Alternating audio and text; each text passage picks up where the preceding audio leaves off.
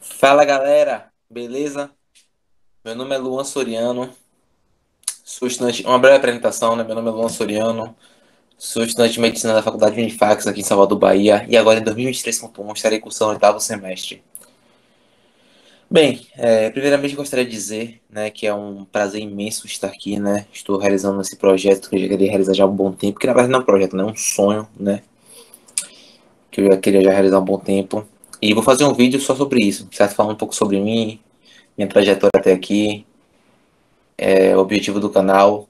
Já de antemão, eu quero dizer para vocês que pretendo trazer, né, todos os segmentos do exame físico, né, mas vamos começar hoje pelo sistema respiratório, com o intuito de trazer para vocês, né, caso vocês estudem por aqui, né, trazer para vocês mais segurança, né, indicar para vocês um roteiro a ser seguido, né, com os tópicos, destrinchar cada etapa do exame físico, para que você se sinta mais seguro na hora do estágio, certo? Então vamos lá. Bom, inicialmente, né, temos que bater na tecla de dois tópicos. Da sistematização do exame físico, mas antes de entrarmos de fato nessa sistematização e destrinchá-la, devemos abordar sobre anatomia. Então, pontos anatômicos, linhas torácicas e regiões torácicas devem estar alinhadas, devem estar na sua cabeça antes do exame físico. Ok? Vamos lá. Sobre a sistematização. O exame físico respiratório é constituído por 4 etapas. São elas: inspeção, palpação, percussão e ausculta. Antes de entrarmos de fato na inspeção, temos que aprender sobre aqui, ó, sobre a anatomia. Então, o que nós devemos aprender? Pontos anatômicos, linhas e regiões torácicas. Quais são os principais pontos anatômicos importantes? Incisura supraesternal, também conhecido como fúrcula supraesternal, ângulo external, também conhecido como ângulo de Lewis, e o processo xinfóide, também é conhecido como apêndice xinfóide. Qual a importância desses 3 pontos anatômicos? A incisura supraesternal, através da palpação dela, da incisura supraesternal, você consegue identificar ali o início do externo. O ângulo external talvez tenha uma correlação a importância, né, mais, digamos que seria o ponto mais importante, né, podemos falar assim. O ângulo external, também conhecido como ângulo de Lewis, que é a proeminência aqui na região do externo superior. Ao você identificar o ângulo de Lewis e deslizar seu dedo tanto para a direita como para a esquerda, você cai no segundo espaço intercostal, o que é muito importante para foco de ausculta cardíaca, quando você estiver realizando seu exame físico cardíaco. E também, né, é importante para correlações clínicas como o pneumotórax hipertensivo. Em caso de pneumotórax hipertensivo, em que é necessário realizar a toracocentese descompressiva de alívio, onde até pouco tempo atrás era recomendado que a toracocentese descompressiva de alívio deveria ser realizada no segundo espaço intercostal. Mas como nós vamos adivinhar, né? A gente vai pensar assim, não, então beleza, a gente sabe que faz no segundo espaço intercostal. A gente sabe que determinados focos cardíacos, como o pulmonar e aórtico, são no segundo espaço intercostal. Mas você vai chegar e adivinhar e colocar ali seu estetoscópio? Vai chegar e vai realizar a punção? Não. Você precisa ter justamente o ângulo external, o ângulo de Lewis é justamente isso. Você identifica ele, desliza seu dedo e você cai no segundo espaço intercostal e aí sim você pode fazer o procedimento médico, certo? Tudo tem que ter tem que saber exatamente onde você está. E por fim, o processo xinfóide, também conhecido como apêndice xinfóide. Falei sobre a incisura supraesternal também, na altura da incisura supraesternal tem algumas referências que dizem que é possível de auscultar o som bronquial, certo? Ali na altura também do manubrio external. E sobre o processo xinfóide, também conhecido como apêndice xinfóide, junto com as margens, né, costais, com as costelas cartilaginosas, forma o ângulo infraesternal. Não confunda o ângulo infraesternal com o ângulo external. Ângulo external é o ângulo de Lewis. Ângulo infraesternal também é conhecido como ângulo de Sharp. É através do tamanho desse ângulo nós conseguimos identificar o biotipo físico do paciente. Então, através desse ângulo, do tamanho desse ângulo external, é que definimos se é um paciente normalíneo, brevilíneo ou longilíneo, certo? Já falamos sobre os pontos anatômicos e sobre as linhas torácicas. Então, sobre o tórax anterior, nós devemos traçar linhas verticais. No tórax anterior, lateral e posterior. No tórax anterior, a letra B aí representa a linha external. E a letra A linha mamária, também conhecida como linha hemiclavicular. Linha hemiclavicular é essa que também é muito importante para a realização do exame físico cardíaco. Afinal, onde é que nós vamos tentar visualizar o ictus do paciente? Onde é que nós vamos palpar o ictus do paciente? Se não for na linha hemiclavicular, é na região próxima. Então nós devemos ali situar. E também vale a pena frisar, né, que não está representado na imagem, né, para outras imagens que trazem isso, que também tem a linha ali, né, paraexternal, né, que fica ao lado do externo, paraexternal esquerda e paraexternal direita. Sobre as linhas do tórax posterior, a letra E representa a linha vertebral, a letra D a linha interescapulovertebral e a letra C a linha escapular. E sobre o tórax lateral, a letra H representa a linha axilar anterior, a letra G a linha axilar média e a letra F a linha axilar posterior. Já vimos sobre as linhas anatômicas. Indico, né? Recomendo que vocês pausem o vídeo, fechem os olhos e pensem quais são as linhas do tórax anterior, quais são as linhas do tórax posterior e quais são as linhas do tórax lateral. Sobre as regiões torácicas. Quais são as regiões torácicas? Se tratando do tórax anterior, né, para delimitarmos as regiões, nós devemos traçar agora algumas linhas horizontais. Duas linhas horizontais, que não está representada na imagem as duas. Uma, você traça na altura do manúbrio external. E a segunda linha horizontal, você traça na altura do apêndice tifoide. Ok? Alguns catedráticos, né, gostam de falar assim. Tracem uma linha horizontal no início do apêndice tifoide na altura da sexta articulação condroesternal. Ok? E eu também vou falar para vocês agora uma informação que eu quero que vocês segurem com você. Essa linha imaginária a nível do apêndice tifoide, ela se prolonga para o tórax lateral. Quando lateral, vamos ver que é justamente ela que delimita as duas regiões do tórax lateral. Então, quais são as regiões do tórax anterior, que nós estamos vendo agora em ênfase? Região supraclavicular direita e esquerda, região infraclavicular direita e esquerda, região mamária direita e esquerda e região inframamária direita e esquerda. Ok? Quais são as regiões? Vamos logo aqui para o tórax lateral. Apesar do tórax lateral possuir 3 linhas, ele só tem 2 regiões. Quais são as regiões do tórax lateral? Região axilar e região infraxilar, que são delimitadas justamente pelaquela linha ali, ó, horizontal, que se posterga para o tórax lateral, aquela linha à altura do apêndice tifoide, ok? E por fim, quais são as regiões do tórax posterior?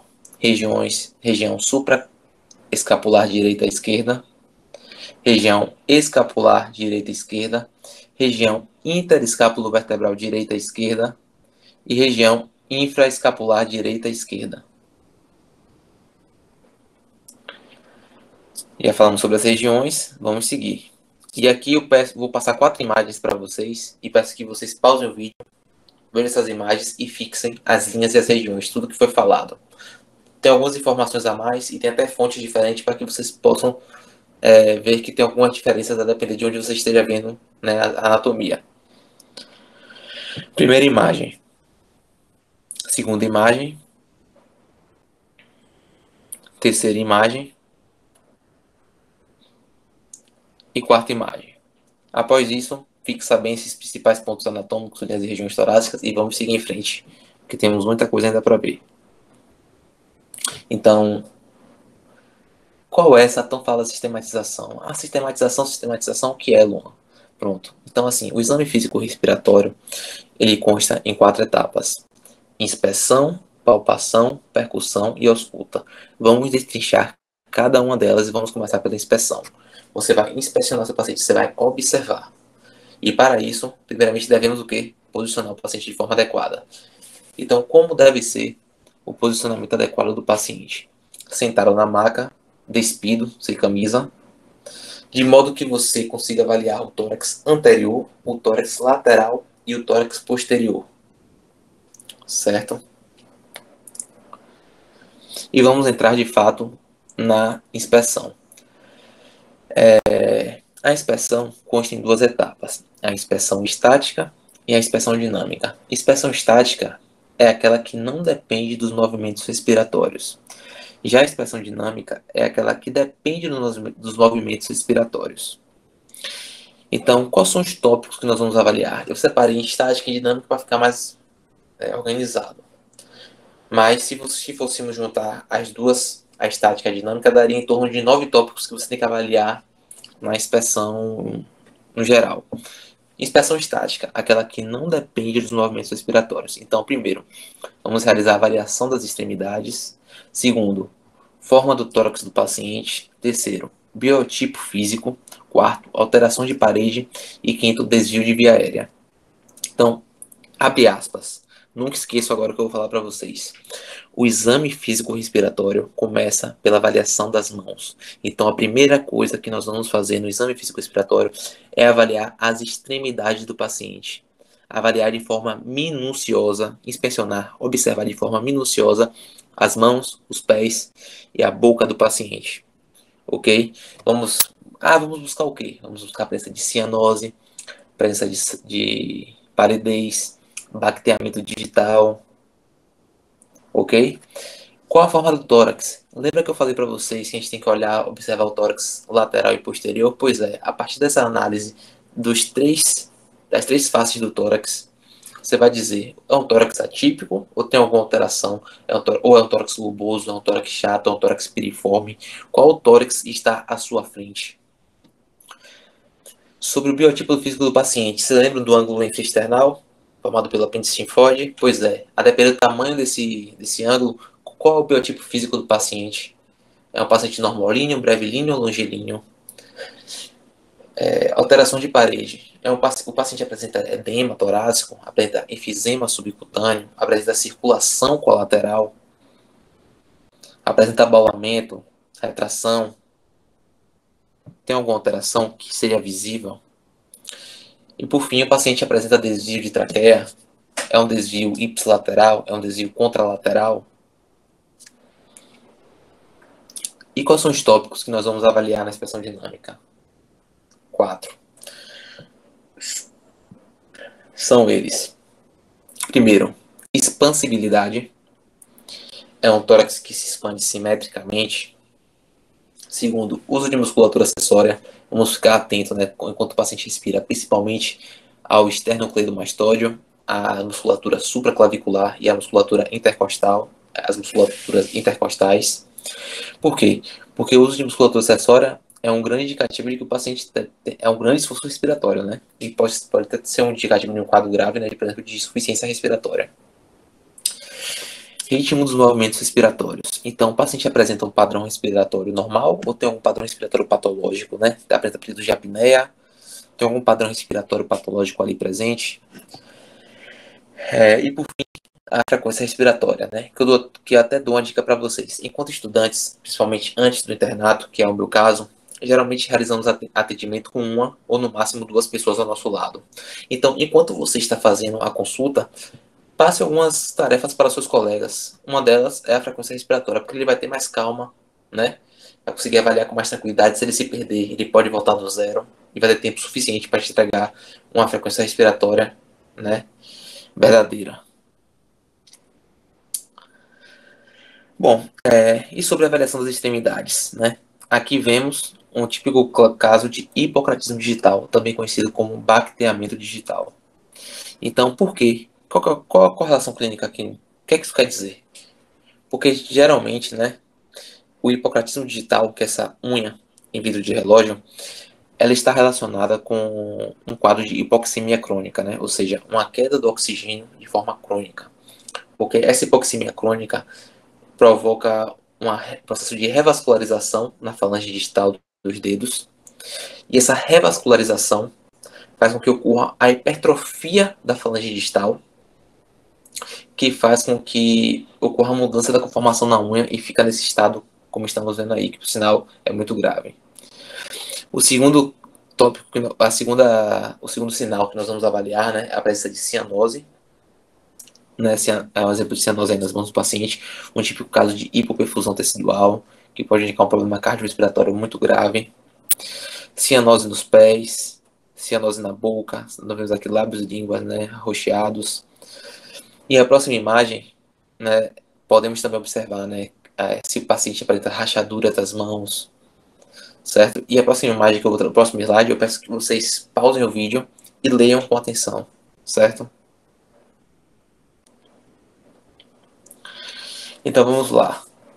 Travou aqui, não está aparecendo. Aqui. Dê uma lida em cada um desses aí, que são alterações que você pode se deparar e você deve relatar para o seu preceptor, ok? Vale a pena dar uma lida. Trombogate, obliterante, fenômeno de Raynaud e as mãos de mecânico. As outras duas já foram citadas. Forma do tórax. Quais são os diferentes tipos de tórax que nós podemos deparar, que são tórax anormais, né, atípicos, ou tórax anormais, esqueça atípico, tórax anormais que nós podemos deparar. Tórax chato, são 8 tipos. Tórax chato, tórax globoso, tórax infundibulariforme, tórax cariniforme, tórax piriforme, tórax cifótico, tórax escoliótico e tórax cifoescoliótico. O tórax chato, que é tórax chato? Você lembra que eu falei que a gente tem que avaliar o tórax lateral? Pois é, porque nós devemos identificar qual o tamanho do diâmetro anteroposterior. Quando eu falar diâmetro anteroposterior, entenda diâmetro lateral do tórax, diâmetro do tórax lateral. Então, um tórax que apresenta com diâmetro anteroposterior reduzido, em que as escápulas se sobressaem sobre o relevo torácico, simplesmente se trata de um caso de tórax chato. Já o tórax globoso é o contrário. É aquele tórax globoso, né, que representa o aumento do diâmetro anteroposterior, certo? É um tórax que também é conhecido como tórax em tonel, tórax em barril, que é típico daquele paciente que quando é POC, com enfisema, certo? O tórax infundibulariforme, também conhecido como pectus escavato, é o tórax que possui uma depressão na região do externo do paciente, né? Que pode até ter um acometimento cardiorrespiratório. O tórax cariniforme, também conhecido como pectus carinato, é o contrário, é a proeminência, né? É um relevo na região do externo, também conhecido como peito de pombo. Não traz nenhum problema de saúde para o paciente, mas é mais estético. E tanto o tórax infundibulariforme como o tórax cariniforme são principalmente causados por raquitismo, que acomete principalmente na infância. O tórax piriforme, também conhecido como tórax em sino, é um tórax que corresponde ao alargamento da base do tórax, sendo causado principalmente por casos de hepatoesplenomegalia e ascite volumosa. Temos também o tórax cifótico, que corresponde ao curvamento posterior da coluna torácica, e o tórax escoliótico, que corresponde ao curvamento lateral da coluna torácica, e também podemos nos deparar com o tórax cifoescoliótico, que é a junção dessas duas alterações, da cifótica e da escoliótica. E aqui são 3 exemplos, né, das principais alterações, né, das principais formas de tórax que nós podemos nos deparar na parte clínica. Então aqui a primeira imagem é sobre o pectus escavato, também conhecido como tórax infundibulariforme, inclusive um caso muito grave. A segunda imagem, um tipo caso de tórax globoso, também conhecido como tórax em tonel ou em barril. E por fim, uma típica imagem de tórax cariniforme, também conhecido como pectus carinato.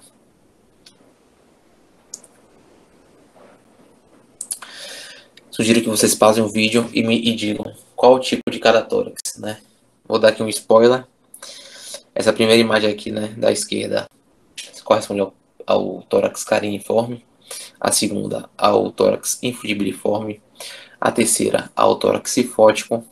A quarta, um típico caso de tórax globoso. A última poderia ser um tórax normal, né? Mas vamos dizer que é um tórax chato, porque apresenta a redução do diâmetro anteroposterior. Biotipo físico do paciente. Como definimos o biotipo físico do paciente? Já falei já. Um ângulo external, que também é conhecido como ângulo de Sharpe.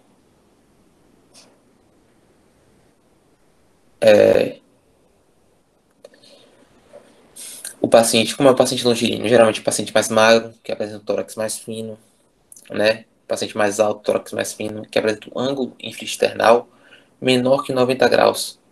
Esse é o paciente longilíneo. Como é o paciente normolíneo? É um paciente que apresenta um ângulo de Sharpe no valor aproximadamente a 90 graus. E o paciente bravilíneo? É o paciente mais baixo, com a tendência à obesidade, que apresenta um ângulo de Sharpe maior que 90 graus.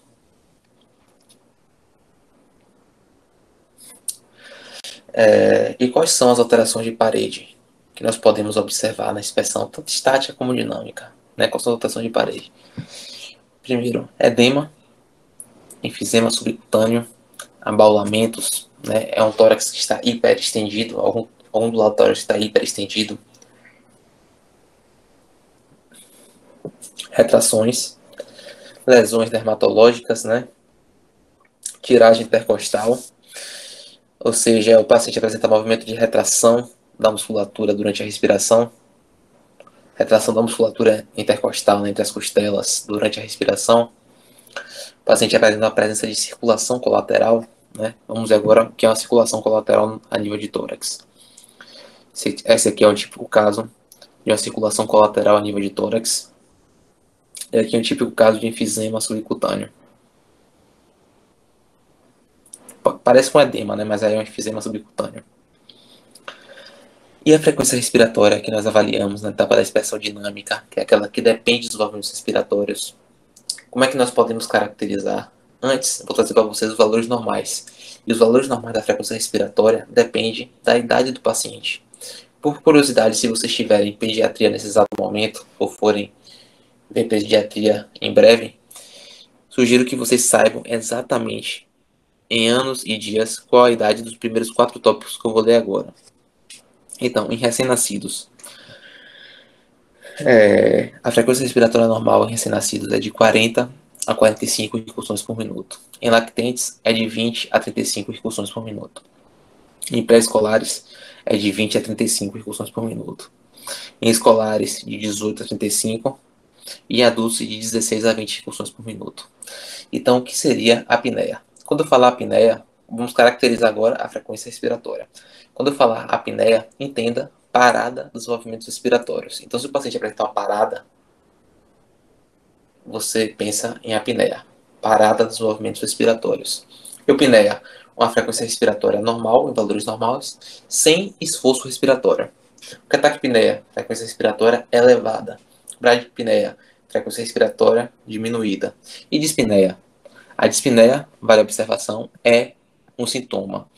E como todo sintoma, deve ser relatado pelo paciente. Só para vocês terem noção, claro que tem alguns casos que nós vamos notar que o paciente está dispneico. Mas a dispneia é um sintoma, corresponde o quê? A falta de ar, dispneia é igual a falta de ar. E, só para vocês terem noção, o paciente pode estar com a frequência respiratória normal e está dispneico. Pode estar com a frequência respiratória elevada e está dispneico. E pode estar com a frequência respiratória diminuída e estar dispneico. Ok? Então, e quais são os padrões respiratórios patológicos que nós podemos reparar na nossa prática clínica? Platipneia, ortopneia, trepopneia, respiração de Cheyne-Stokes, respiração de Kussmaul e respiração de Biot. Platipneia, ortopneia e trepopneia são 3 tipos de dispneia. Então, são 3 tipos diferentes de falta de ar. Então, o que é platipneia? Platipneia corresponde à dispneia, ou seja, corresponde à falta de ar na posição de ortostase, em que o paciente apresenta alívio ao ficar em decúbito dorsal. Ortopneia é o contrário da platipneia. Ortopneia corresponde à dispneia em decúbito dorsal, em que o paciente apresenta alívio ao ficar em ortostase. E a trepopneia? Trepopneia corresponde à dispneia em decúbito lateral, em que o paciente apresenta um alívio ao mudar de decúbito lateral. Então, o paciente está com dispneia em decúbito lateral direito, que melhora ao ficar em decúbito lateral esquerdo. Ok? O que é respiração de Cheyne-Stokes, Kussmaul e Biot, nós vamos ver nos próximos slides. Mas assim, Luan, como é que eu vou fazer isso no exame físico se eu não tenho eu vou ficar virando o paciente? Não. É aí que entra o interrogatório sistemático. Lá no interrogatório sistemático, que é um interrogatório geral sobre os sistemas, que muitos preceptores pedem que você nem faça, ou então faça correndo, é aí que entra essas perguntas. O senhor ou a senhora sente falta de ar quando está em pé? Sente falta de ar quando está deitada? Sente falta de ar ao ficar lateralizada? E aí, caso tenha alguma indicação, você testa no seu exame físico. Você pode lateralizar o paciente tranquilamente, entendeu? Mas claro que você não vai fazer isso se não tiver nenhuma queixa, certo? Respiração de Cheyne-Stokes. O que é a respiração de Cheyne-Stokes?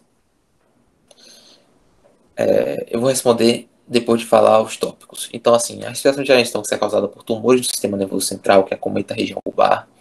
É causada por insuficiência cardíaca, intoxicação por opioides. Possui três causas. Ela possui períodos de hiperpneia e apneia.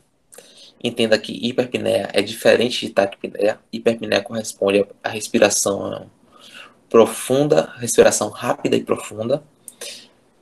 E taquipneia é a respiração rápida e superficial. Então, a Cheyne-Stokes corresponde a um período de respiratório, padrão respiratório de hiperpneia e apneia. Ok? E quais são os conceitos que nós devemos ter em mente? Quando inspiramos, colocamos oxigênio para dentro. Ao expirarmos, colocamos CO2 para fora. A elevação da frequência respiratória tende a lavar o CO2. E a período de apneia de parada respiratória tende a acumular. Então, quando o paciente está em apneia, em que ele acumula CO2, esse CO2 em excesso chega na região bulbar, que é o nosso centro respiratório, que gera uma resposta que gera o aumento da frequência respiratória. Não, você enrolou, não falou nada. Ok, vou falar agora para vocês. O que é respiração de Cheyne-Stokes? Respiração de Cheyne-Stokes é um padrão respiratório patológico que corresponde a períodos de hiperpneia e apneia, que é causada principalmente por tumores do sistema nervoso central, insuficiência cardíaca e intoxicação por opioides. Ok? Vamos seguir. O que é respiração de Kussmaul? A principal causa da respiração de Kussmaul é uma cetoacidose diabética, que causa uma cetoacidose metabólica importante. Corresponde a período de inspiração rápida e ruidosa, seguido de período de apneia. Só que essa apneia é breve, ela é curta, não é tão prolongada como, por exemplo, a de Cheyne-Stokes, ok?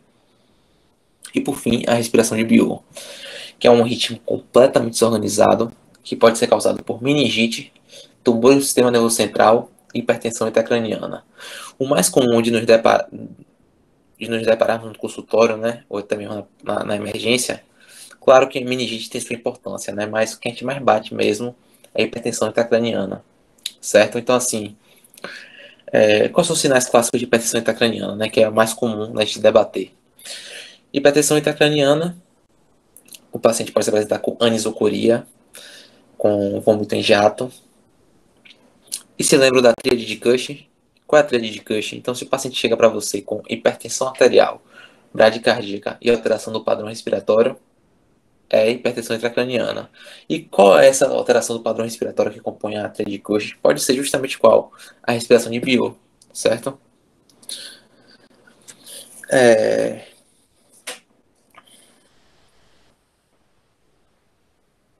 Deixa eu ver aqui que travou. Deixa eu tirar aqui. Vixe, travou tudo.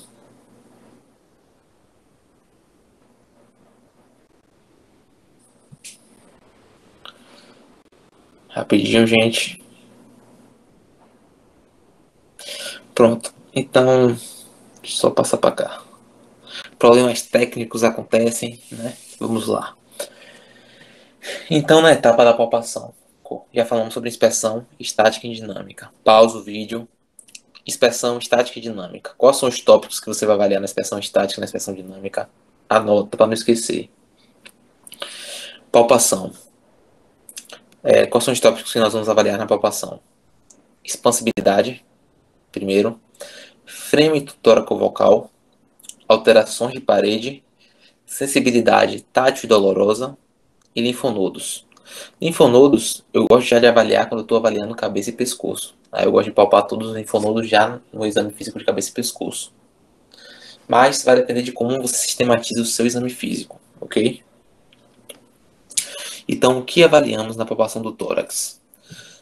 Ah, mas você não falou que isso, muitos dos tópicos que nós vemos aqui, nós não vemos na inspeção? Sim, são interligados. Então, vamos avaliar o que na palpação? Presença de crepitação. Existem dois tipos de crepitação: crepitação de efizema subcutâneo e de arcos costais. Então, nós vamos avaliar a crepitação. Nós vamos avaliar se tem presença de efizema subcutâneo, se tem edema torácico, se tem crepitação de arcos costais, se tem contratura muscular, tem alguma musculatura ali que só anda contraída. Vamos avaliar a elasticidade pulmonar. Vamos avaliar a presença de massas e fístulas e também o atrito pleural. Ok? O atrito pleural é mais audível, né? Não escuta, mas tem alguns casos que você pode palpar sim, né? Casos mais graves, né? Porque o que acontece? A pleura visceral e parietal desliza uma sobre a outra sem causar atrito algum. Em situações patológicas em que tem a produção do exudato inflamatório, ao deslizar ela gera um som de fricção e que muitas vezes pode ser, né, palpadas, ok? Em alguns casos, certo? Não todos. Que é o som atrito pleural que nós vamos ver lá na ausculta. Bom, sobre a expansibilidade, vai aparecer aí, o slide tá travando aí, apareceu. O exame da expansibilidade na forma de palpação, né, na etapa da palpação. Nós devemos avaliar a expansibilidade do lobo superior, do lobo anterior, perdão, do lobo superior, do lobo intermediário e do lobo inferior. A avaliação do lobo superior é feita no tórax posterior, na região superior ali, né, da supraescapular. A avaliação do lobo intermediário é feita na região do tórax anterior, na região inframamária. E a avaliação da expansibilidade do lobo inferior é feita na região infraescapular, ok? Então o que é que nós avaliamos? Nós posicionamos nosso dedo assim, né, mais ou menos assim, mãos superficiais com os dedos juntos na linha vertebral, e pedimos para o paciente expirar profundamente. O que é esperado? Uma expansibilidade simétrica, ok? E aí eu cito uma observação para vocês. Não existe expansibilidade aumentada. Ou a expansibilidade está preservada ou está diminuída. Situações que está preservada, né? Simétrica, uma expansibilidade simétrica, ok, tá tudo bem com o seu paciente. Situações que está diminuída, certo? O lado que não se expande, né? Que é esse aqui, né? Que não se expande durante a expiração, é o lado acometido. E você vai relatar no seu exame físico, né? Qual tórax não se expande, expansibilidade reduzida em tal tórax, em tal região, entendeu? Por isso que você precisa descrever tudo direitinho para o seu preceptor. E assim realizamos na região infraescapular e na região inframamária na avaliação do lobo intermediário. A avaliação do frêmito tóraco-vocal vai aparecer já já, tá travando, mas vai aparecer. O frêmito tóraco-vocal nada mais é do que a palpação da ressonância vocal, que é o som da voz transmitida pelos pulmões que reflete no tórax. Sempre vamos avaliar de forma simétrica nesses pontos que nós estamos avaliando aí. Avaliamos no tórax posterior, no tórax lateral e no tórax anterior, sempre comparando, né? E pedimos para o paciente falar 33 a cada ponto, ok? E aí nós vamos avaliar se o frêmito tóraco-vocal está aumentado, preservado, diminuído ou abolido, ok? Vale a pena aqui ressaltar uma observação para que vocês entendam o processo, né? Questão de lógica. O som, ele se propaga melhor na água. E se propaga melhor na água em questão de líquido, né? Se propaga em situações de maior densidade comparado no ar, ok? Então ele se propaga melhor no líquido do que no ar. Condições de condensação em que o pulmão está cheio de líquido, é esperado o quê? Que o frêmito tóraco-vocal esteja aumentado. Em situações que o pulmão esteja cheio de ar, que o frêmito tóraco-vocal esteja reduzido. Em situações que o pulmão esteja colabado, é esperado o quê? Um frêmito toracovocal abolido, ok? Então fixe bem, tente correlacionar com patologias que você já sabe, né? Eu pensei na patologia pulmonar. Rapaz, nessa patologia em que eu sei que o frêmito corresponde à ressonância vocal, em que o som ele se propaga melhor em situações de maior densidade, ou seja, em situações de líquido. Quais são as patologias que o frêmito toracovocal estará aumentado? Uma pneumonia, que o pulmão está cheio de líquido, o frêmito toracovocal estará aumentado ou reduzido? Aumentado, certo? E você sempre vai fazer de forma espelhada, certo? Só não realizamos a palpação do frêmito toracovocal nas regiões mamárias e escapulares. Ó, uma observação importante para vocês. Não palpamos, não percutimos e não auscultamos a região mamária e a região escapular. E aí, de resto, o que a gente faz? Sempre comparando de forma espelhada, um lado com o outro. Um lado com o outro. Avaliou de um lado, avalia do outro. Porque você tem dois pulmões e você precisa sempre fazer de forma comparativa, ok? Aqui é um pouco da anatomia, né, do lobo superior, lobo médio e lobo inferior, para quem tiver curiosidade. E a próxima imagem é como nós avaliamos, né, a expansibilidade do lobo médio, que é justamente no tórax anterior do paciente. Muda um pouco a informação da mão, né? Mas é assim que avalia. Bom, já falamos sobre a inspeção, a palpação, agora vamos falar sobre a percussão. A percussão, né, a famosa percussão dígito-digital, em que nós posicionamos nossa mão de forma superficial e com a outra mão, né, com um dos dedos, nós percutimos a falange digital, como se fosse um martelo. Nós avaliamos o som, né? Então, quais são os sons que nós podemos obter na percussão e o que é que eles indicam? Sons definidos pela percussão torácica. Primeiro, som claro pulmonar, tá tudo ok. Hipersonoridade, que indica situações de baixa densidade, ou seja, aumento da quantidade de ar. Timpanismo, som maciço e som submaciço. O que é que esses sons podem representar? Vamos ver na próxima imagem. Então, o timpanismo e a hipersonoridade são situações de menor densidade, ou seja, que o pulmão está cheio de ar. Quais seriam essas condições? Pneumotórax hipertensivo, ok? Em que a cavidade pleural está cheia de ar, né, parecendo um tambor, o pulmão hiperestendido, abaulado, em que você percutir, você tivesse, como se estivesse percutindo um tambor. O som claro pulmonar é o som normal, né, da percussão. E condições de maior densidade, né, que tiver líquido ou tecido, você vai, ao percutir, você vai ouvir um som, você vai obter um som de submaciez ou maciez. Então, quais situações na percussão você obteria submaciez? Hemotórax, derrame pleural, qual seria a outra? Situações de, né, consolidação em geral. Vamos seguir. Vamos falar agora sobre a ausculta respiratória. Já vimos inspeção, palpação, percussão e agora ausculta. O que é que nós vamos... Quais são os sons que nós vamos auscultar? Vamos falar sobre três tipos de sons. Os sons normais, os sons anormais e os sons vocais. Quando eu falar sons anormais, entenda como ruídos adventícios. Ok?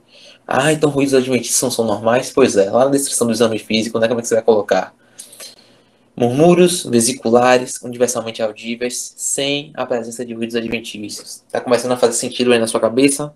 Então vamos destrinchar cada um deles. Quais são os quatro tipos de sons normais? Você já ouviu falar sobre os sons normais? Sabe quais são? Sabe onde é que você escuta cada som normal? Pois é, eu vou te falar agora. São quatro tipos de sons normais. Primeiro, som traqueal, som bronquial, som broncovesicular e som vesicular.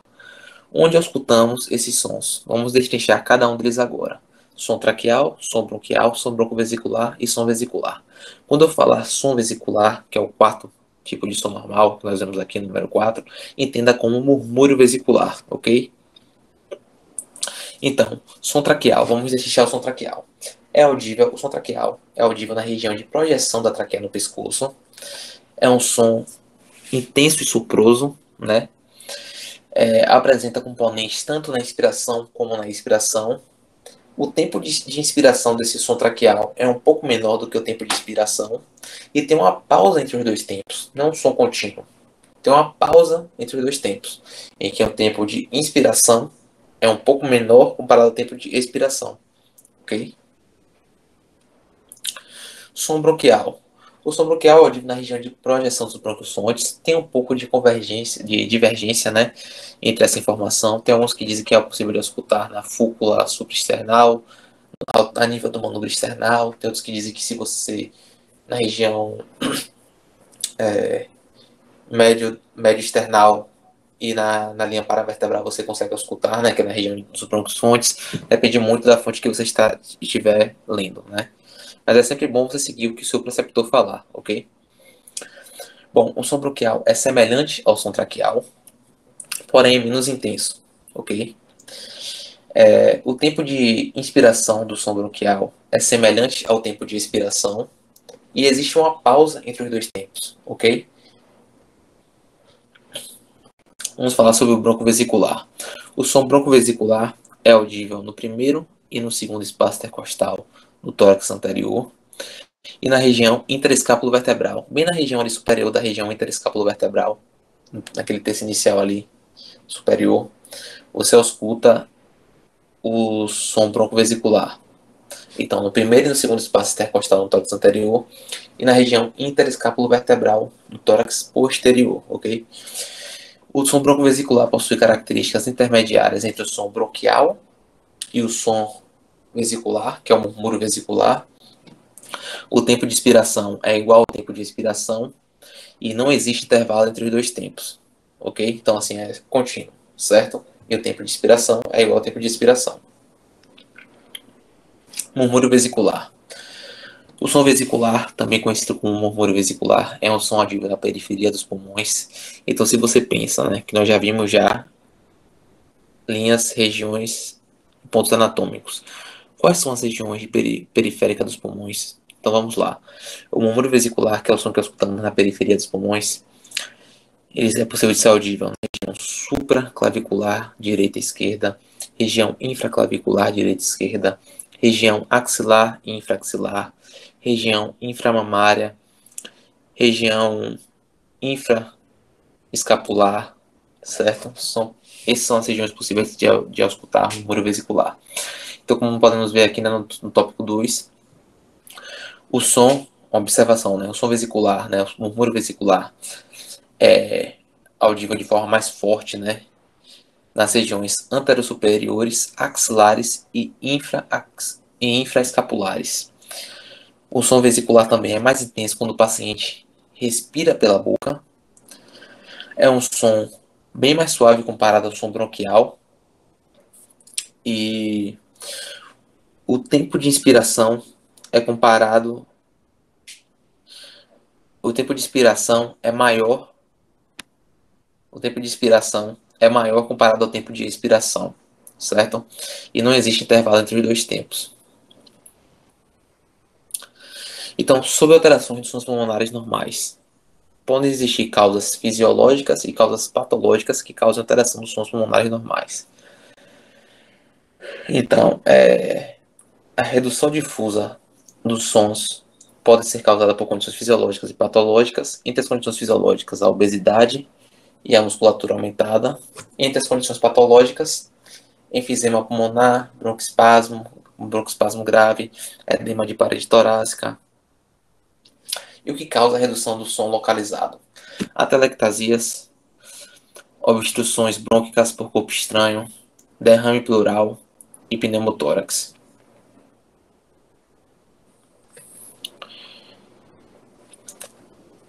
Sopro bronquial deslocado, né? Não existe, galera. Sempre que a gente faz a ausculta pulmonar, né, e qualquer outro exame respiratório, sempre comparamos um lado com o outro de forma espelhada. E não existe murmúrio vesicular aumentado. O murmúrio vesicular está preservado, ou diminuído, ou abolido. Então, o murmúrio vesicular aumentado pode se tratar, muito provavelmente, de um caso de sopro bronquial deslocado. É também conhecido como sopro tubário ou sopro cavernoso. E o sopro tubário ocorre principalmente pelo surgimento de tecido pulmonar mais denso nos pulmões, certo? Ruídos adventícios. Quais são os tipos de ruídos adventícios? Existem três tipos de ruídos adventícios: os sons contínuos, sons descontínuos e sons de origem pleural. Ruídos adventícios são sons anormais da ausculta, que podem ser indicativos de patologias ou problemas. Existem três tipos: sons contínuos, descontínuos e de origem plural. Quais são os tipos de ruídos adventícios? Sons contínuos, descontínuos e de origem plural. Sons contínuos. Quais são os tipos de sons contínuos? Roncos, sibilos e estridores. Esses sons contínuos, que são roncos, sibilos e estridores, são ruídos adventícios decorrentes da obstrução da via aérea. E geralmente, essa obstrução é provocada por corpo estranho, secreção e espasmos. Estridores. Deu uma travada ainda, deixa eu ver se melhora aqui. Pronto, aqui. Deixa eu ver. Pronto, aqui. O que é o estridor? O estridor é um ruído adventício decorrente da obstrução de via aérea superior, tendo como principais causas corpo estranho, laringite e edema de glote. É um som bem intenso e agudo, ok? O estridor é um som bem intenso e agudo, audível em algumas regiões sem estetoscópio. E o estridor pode aparecer tanto na inspiração como na expiração. E o estridor é melhor audível na região da obstrução.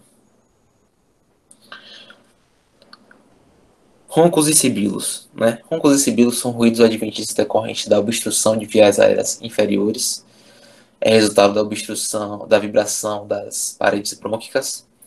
A diferença entre os dois está na frequência do som, né? Ou seja, o ronco está na frequência, então assim, o sibilo possui uma frequência maior e o ronco possui uma frequência menor. Então o sibilo é um som mais agudo e o ronco é um som mais grave, né? Em que o sibilo é o ruído adventício, né, típico do paciente com asma. Ambos podem aparecer tanto na inspiração como na expiração. O ronco costuma aparecer mais na expiração e o sibilo costuma aparecer nos dois. Ambos são escutados em regiões de vias aéreas centrais. E aqui uma observação sobre a asma, né? O sibilo é o ruído adventício típico do paciente asmático. Pode ocorrer tanto na inspiração como na expiração e é um som agudo comparado ao ronco, sendo audível nas regiões de vias aéreas centrais. Certo? Porque em condições normais, né, os brônquios, o ar passa tranquilamente pelos brônquios sem produzir problemas. Na asma, que o brônquio está, né, contraído, com secreções, né, inflamado, ao som passar, produz esse som chamado, ao ar passar, perdão, produz esse som chamado sibilo, que é um ruído adventício, típico do paciente asmático. Vale a pena também falar sobre o grasnido. O que é grasnido? Grasnido é um ruído adventício decorrente da abertura súbita das vias aéreas de menor calibre, muito comum em casos de doenças intersticiais e bronquiolites. O grasnido é audível nas regiões periféricas dos pulmões. Ruídos adventícios descontínuos, né? Então, quais são os três tipos de ruídos adventícios descontínuos? São eles estertores crepitantes, também conhecidos como os estertores finos, estertores subcrepitantes, conhecidos como estertores grossos, e som de origem pleural. Esses são os três tipos de ruídos adventícios descontínuos. Então, os estertores crepitantes. Os estertores crepitantes, né, que são os finos, é causado pela abertura súbita das vias aéreas de menor calibre. Possui som semelhante à abertura de feixe em velcro. É audível do meio para o final da inspiração. E é comum nos casos de edema pulmonar, pneumonia e fibrose pulmonar, ok? Estertores crepitantes são os famosos estertores finos. E os estertores subcrepitantes, que são os estertores grossos, são causados pela abertura súbita de vias aéreas de maior calibre. É semelhante ao som ao som de líquido borbulhando. Pode ocorrer tanto na inspiração como na expiração. É comum nos casos de bronquite crônica, bronquiectasia e edema pulmonar avançado. E alguns detalhes importantes, né? Qualquer livro de semiologia, né, pelo menos os dois que eu tive como base, eles trazem uma tabela, né, comparando os estertores crepitantes dos subcrepitantes, né? E essa comparação eu trouxe para vocês em tópicos. Então, alguns detalhes importantes, né? Sobre os receptores crepitantes, os receptores finos.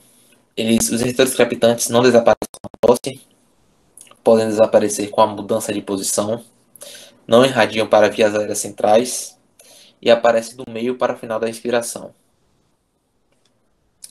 Já os receptores subcrepitantes, né, eles desaparecem com a tosse, não desaparecem com a mudança de posição e podem irradiar para vias aéreas centrais. E por fim, pode aparecer nos dois tempos respiratórios.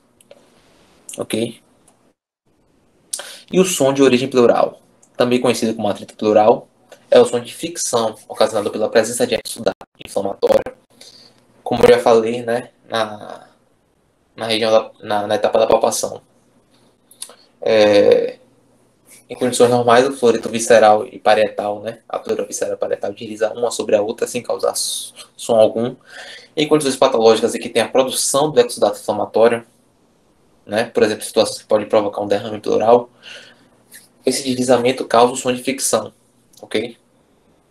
E o atrito pleural pode acontecer nos dois tempos respiratórios, certo? E é melhor audível nas regiões infraescapulares, comum em casos de inflamação, neoplasia e derrame pleural extenso.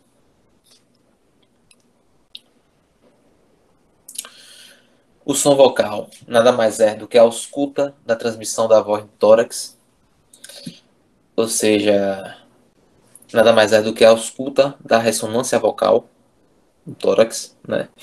Na palpação, nós realizamos a palpação da ressonância vocal. Agora, o som vocal nada mais é do que a ausculta desse som, dessa ressonância vocal. E que também pedimos para o paciente falar 33 e sempre comparando de forma espelhada um ponto com o outro, certo? Em condições patológicas, em condições normais, não conseguimos distinguir bem as sílabas pronunciadas, tanto na voz falada como na voz cochichada. Auscultamos o som abafado. Sobre o som com a transmissão anormal. Então, são três tipos de sons com a transmissão anormal. Som vocal com transmissão normal. Primeiro, o som vocal aumentado, que pode ser ou broncofonia ou pectorilóquia. O som vocal diminuído. E o som vocal alterado, que também chamamos de egofonia. Ok? Pode ser egofonia. Som vocal diminuído. As situações relacionadas com a diminuição da transmissão vocal estão relacionadas com o aumento da presença do ar no parênquima pulmonar, que ocorre em situações de enfisema e pneumotórax hipertensivo. Observação. Condições que cursam com a redução do frame tórax vocal também cursam com a redução da transmissão vocal. Ok? Broncofonia e pectorilóquia. O que é broncofonia? O que é pectorilóquia? Broncofonia corresponde ao aumento da intensidade da transmissão da ressonância vocal e pectorilóquia ao aumento da nitidez do som. Ok? E existem dois tipos de pectorilóquia: a pectorilóquia fônica e a afônica. A pectorilóquia fônica corresponde ao aumento da nitidez da voz falada. E a pectorilóquia afônica corresponde ao aumento da nitidez da voz cochichada. E a dependendo de qual pectorilóquia você se depare, pode indicar patologias diferentes. A pectorilóquia afônica indica determinados tipos de patologia e a afônica determinados tipos de patologia. Bem, observação. As condições relacionadas com o aumento da transmissibilidade do som são as síndromes de consolidação pulmonar. Sobre a egofonia. Bom, a egofonia consiste na mudança da qualidade da voz na ausculta. A voz passa a ficar nasalada e metálica. E a egofonia ocorre nas regiões de transições do derrames pleurais na parte superior. Então, nessas condições, né, nós pedimos para o paciente falar e nós auscultamos, né, é parecido com o balido de uma cabra, ok? E agora vamos abordar, né, já que vimos cada etapa do exame físico, vamos finalizar nossa aula de hoje analisando, avaliando, né, quais são os achados clínicos dos pacientes com essas 4 síndromes, né? Então, DPOC, o que nós vamos achar na inspeção, palpação, percussão e ausculta? Consolidação dos passos aéreos, derrame pleural e pneumotórax. Vamos lá para encerrar com chave de ouro. Então, em caso de DPOC, na inspeção de um paciente com DPOC, vamos deparar muito provavelmente com tórax globoso, uso de musculatura acessória. Na palpação, vamos avaliar que a expansibilidade e o frame tóraco vocal está diminuído, Na percussão, vamos notar hipersonoridade. E na ausculta, sons respiratórios reduzidos, ok? O uso de musculatura acessória, né, vai indicar um esforço respiratório. Palpação, né, como o tórax está inchado, né, a respiração do paciente está curta. Como o pulmão ali está cheio de ar, né, o frêmio tóraco-vocal diminuído. E na percussão, hipersonoridade, justamente pela menor densidade presente. Síndrome de consolidação dos espaços aéreos. Consolidação, entenda. O que era ar, agora tem líquido. Consolidação e condensação. O que era ar, agora tem líquido. Então, na inspeção, o que nós vamos ver na inspeção de paciente com síndrome de consolidação dos espaços aéreos? Podemos deparar com tórax simétrico, uma expansibilidade reduzida. Na palpação, expansibilidade reduzida e frêmio do tórax vocal aumentado. Frêmio do tórax vocal aumentado em situações de consolidação dos espaços aéreos. Por quê? Já falamos e vale a pena reiterar, né? Repetir, que o ar se propaga melhor na água, situações de maior densidade. Então, o frêmio tóraco-vocal nos casos de consolidação vai estar aumentado. E na percussão, que tem uma maior densidade ali dentro, vamos se deparar com MACI 6. E na ausculta, vamos deparar com som bronquial interlocado e também com o quadro de pectorilóquia fônica, que nós acabamos de ver, né, no som vocal, na etapa da ausculta.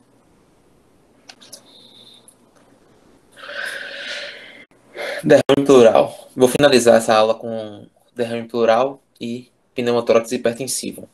E aqui vocês vão ver que eles são diferenciados principalmente pela percussão, para você ver a importância de cada etapa no exame físico-respiratório. Então, derrame pleural. Na inspeção, o que é que nós vamos deparar com o paciente com derrame pleural?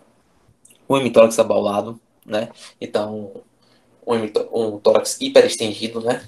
E o outro pode, né, se expandir normalmente, só que um hiperestendido. Desvio contralateral da traqueia, então desvio para o lado oposto de onde está o lado acometido. Se fosse para o lado, né? Porque vou falar aqui uma coisa para vocês fixarem, né? Observação. Situações de retração, o desvio da traqueia é o lado ipsilateral, para o lado da retração. Situações de abaulamento, de hiperextensão, ocorre o desvio contralateral, certo? Então a traqueia fica desviada para o lado oposto da lesão, ok? Na palpação, notamos uma expansibilidade reduzida, um frêmio tóraco-vocal abolido, porque, né, tem uma barreira ali, né, do derrame pleural impedindo essa passagem do som. Presença de atrito pleural. Na percussão, MACI 6, porque, né, tem líquido ali na região que está palpando, né, então assim, uma maior densidade, então gera um MACI 6. E na ausculta, sons respiratórios abolidos e atrito pleural. É justamente na percussão que vai diferenciar do pneumotórax. Você pode ver que está tudo igual, só não tem a questão do atrito pleural e a percussão que está diferente. Então, na inspeção de paciente com pneumotórax, vamos notar um hemitórax abaulado, desvio de traqueia contralateral, expansibilidade reduzida, frêmio tóraco-vocal abolido. Na percussão, uma percussão com som timpânico. E na ausculta, sons respiratórios abolidos. Certo? Por que timpânico? Porque tem ali uma menor densidade. O tórax, né, o espaço pleural, está cheio de ar. É como se fosse, de fato, ó, tambor, pai. Você está percutindo o tambor em situações de pneumotórax. E para finalizar a aula, galera, aqui as fontes e sugestões, né? Espero que vocês tenham gostado de verdade do conteúdo que eu preparei com muito carinho. Não ligue para essa questão de edição de slides, foque na conversa que eu tive com vocês. Espero que vocês aprendam bastante. E hoje, né, como eu sempre falo, a gente tem o privilégio, né, de ter várias fontes para estudar um único assunto. E o que eu indico para vocês, a dica que eu dou para vocês é que sempre busquem um método, né, uma fonte que te traga prazer, certo? Que seu estudo desejo que seu estudo seja muito prazeroso, certo? Tem muitos canais, né, e videoaulas muito interessantes que basta vocês pesquisarem, né? Por exemplo, a ausculta respiratória com o Dr. Júlio Nassau, que é o cardiologista. Nada que eu fizesse aqui em termos para treinar a ausculta respiratória é parecido com o que o cara fez lá. Procurem sites também de ausculta respiratória, treinem, né? Principalmente se vocês estiverem começando, né? Para vocês que estão começando no curso agora, foquem em ser bom na base, esqueçam a especialidade, foquem em ser bom em fisiologia, em anatomia, em histologia, bioquímica, entender o que acontece, né? Porque é isso que vai fazer você diferente. E é isso. Fique atento aos próximos conteúdos, né? Espero que vocês tenham gostado. Curtem, compartilhem. Independente de onde você esteja, né? Falando aí do Brasil, que você se identifique. Fale qual curso você faz da área da saúde. Fale o que você achou da aula. Sugestões, né? Críticas construtivas, né? Somar aqui para que a gente cresça junto, né? E quem sabe criar uma grande comunidade, né, de aprendizado. Um abraço, valeu galera, tamo junto, fiquem todos bem e tamo junto. Muito obrigado pela atenção, viu? Valeu!